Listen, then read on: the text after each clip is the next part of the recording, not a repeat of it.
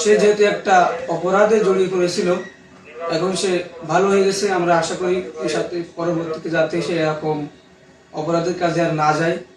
সে আল্লাহ তাআলার কাছে মাফ চেয়েছে, নামাজ পড়েছে এবং আল্লাহ তাআলার কাছে তওবা করেছে।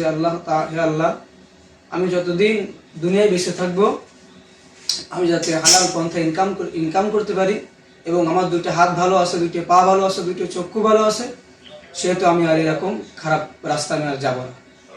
হারাম পথে বিরিয়ানি খাওয়ার থেকে হালাল পথে নুন দিয়ে ভাত খাওয়া অনেক ভালো। কি হুজুর, ঠিক কিনা?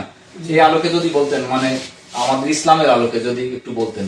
জি, আসলে স্যার যেটা বলেছেন আসলে 100% সত্য কথা, যে আমার হারাম পন্থায় যে টাকাটা বা যে জিনিস আমি ইনকাম করি, আমি হারাম পথে 1 লক্ষ টাকা ইনকাম করলাম, কিন্তু তার থেকে আমি হালাল পথে 1 টাকা ইনকাম করে আমি ওটার উপরে চলবো, আল্লাহ তাআলা ওর ভিতরে কি দেবে?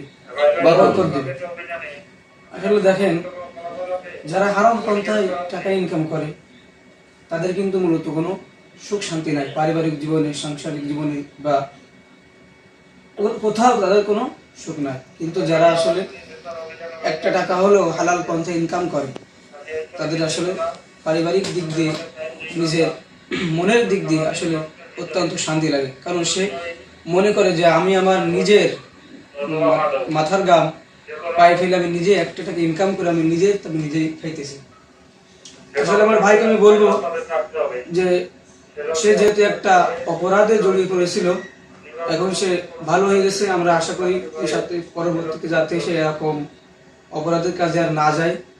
সে আল্লাহ তাআলার কাছে মাফ চেয়েছে, নামাজ পড়েছে এবং আল্লাহ তাআলার কাছে তওবা করেছে।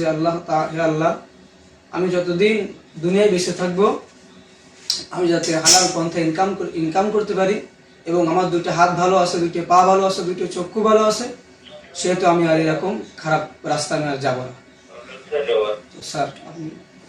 আচ্ছা মফিজুল, বলছি যে নিজের থেকে যদি বলতে যে আসলে তুমি এই আসলে কি একটা কর্ম করো না কি এই পথে তুমি এইভাবেই করো? আমি আগে একটা বাইক চালাতাম। বাইক চালাতে?